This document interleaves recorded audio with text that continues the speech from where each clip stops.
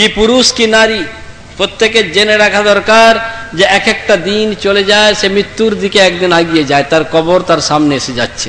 একটা রাত চলে যায়, সে মৃত্যুর দিকে একদিন এগিয়ে গেল, একটা রাত এগিয়ে গেল। হে আল্লাহর বান্দা বান্দিরা, তোমার কি জীবনে মৃত্যুর ভয় নেই? ওগো আল্লাহর বান্দা, তুমি কি ভেবেছো যে তুমি চিরকাল এই দুনিয়ায় বাঁচতেই এসেছো? তোমার বাপ, তোমার দাদা, তোমার চাচা চাচি, নানা নানি, শ্বশুর শাশুড়ি, দাদা দাদি যারা দুনিয়া থেকে চলে গেছে, কখনো কি তাদের কথা তুমি ভেবেছো?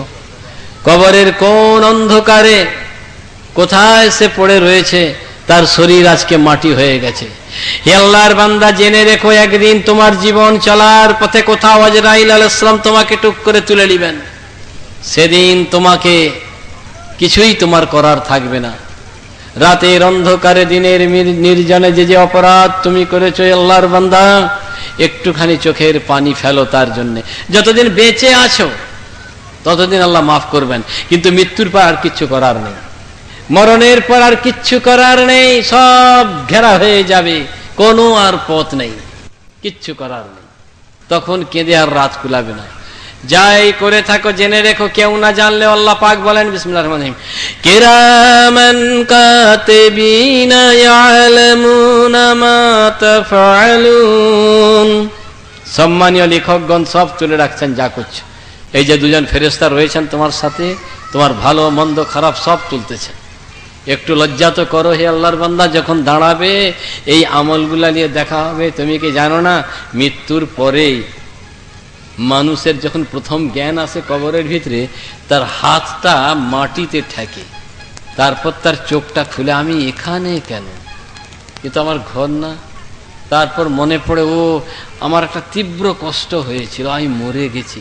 হঠাৎ দেখে একজনকে দেখতে পায়, কে দাঁড়িয়ে আছে। আল্লাহর বান্দা ওঠো, সে মানুষটি মুখ দিয়ে বেরোয়, উঠো উঠো উঠো। কিছু শুনতে পাচ্ছ?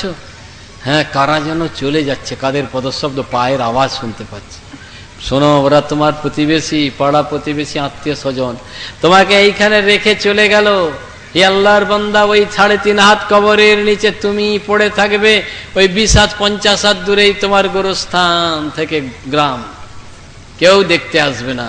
ওই বাতাস বইবে, এই সূর্য উঠবে, মানুষ ঘুরবে, কিন্তু শুধু তুমিই থাকবে না।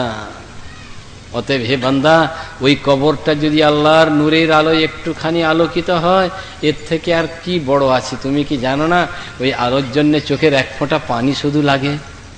নিয়ত করে চোখটা বন্ধ করে, মাথাটা নিচুর দিক করে নিজের নিজের গুনাহকে স্মরণ করুন। হে আল্লাহর বান্দা, তোমার সব জানা আছে, তুমি জেনে রেখে দিও, তোমার এই কান্নাকে আল্লাহ পাক কবুল করে তোমার পাপকে ধুয়ে দিবেন।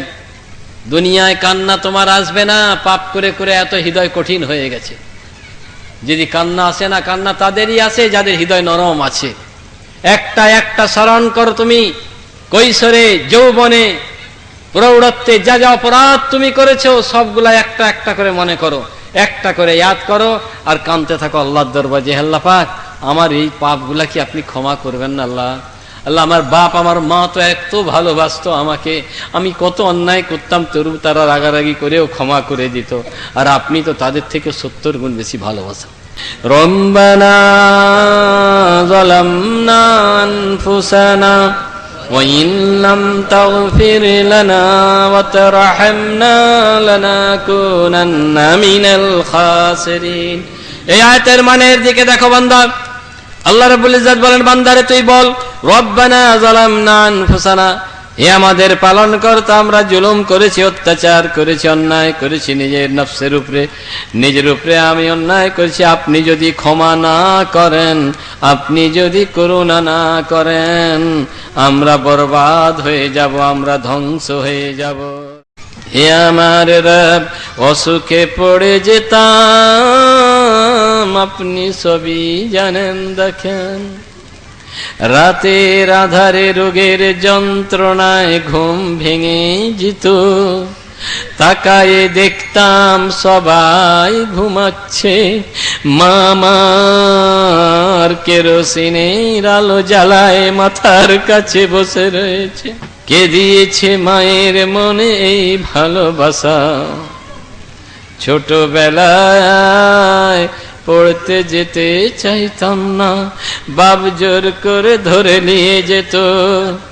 কাঁদতে কাঁদতে মুখ ঘুরিয়ে দেখতাম আমার দরজার কাছে দাঁড়ায় রয়েছে, চোখ দুটি পানিতে ভরা। দৌড়ে আসতাম মায়ের কাছে, আবার সালাম করতাম, দুটি টাকা লুকিয়ে মাথায় হাত বুলাতো, বাবা যা। যখন ছুটি হতো দীর্ঘদিন পরে ঘরে ঢুকতাম, দৌড়ে দৌড়ে মা বলে ঢুকতাম, মা যেখানেই থাকতো ছুটে আসতো, বাবা এসেছিস। আল্লাহ পাক আজ আমার ওই ঘরে আর সেই স্নেহের ছায়া নেই। আজও তো ঘরে ঢুকে মা বলে ডাকি, কেউ আর সাড়া দেয় না। হৃদয় কাঁদে, মা তুমি কোথায় চলে গেছো মা। মায়ের আসন শূন্য পড়ে রয়েছে, জানে মাঝের পাটিটুকু আজও দাঁড়ানো রয়েছে কোণে ঘরে। আল্লাহ পাক মানেই বাপ নেই, আপনি রয়েছেন হাইয়ুল কাইয়ুম। যেদিন মরণ আমার ঘনাবে, শিয়রের কাছে আজরাইল আলাইহিস সালাম বলবেন, ও খালেদ চলো তোমার সময় হয়ে গেছে, তোমার আল্লাহ পাক ডেকেছেন। আলোর পথে প্রভু আমার আত্মা যেন যেতে থাকে। রব্বানা যালামনা আনফুসানা ওয়া ইন লাম তাগফির লানা ওয়া তারহামনা লানাকুনান্না মিনাল খাসিরিন। ওগো দুনিয়ার মানুষ, আল্লাহর বান্দা বান্দিরা, তুমি কি জানো না মরণ কত তাড়াতাড়ি আসছে, কত তাড়াতাড়ি যৌবন চলে গেছে, কত তাড়াতাড়ি চলে যাবে। সব ছেড়ে একদিন সেই কবরের বুকে তুমি এক আশ্রয় নিবে।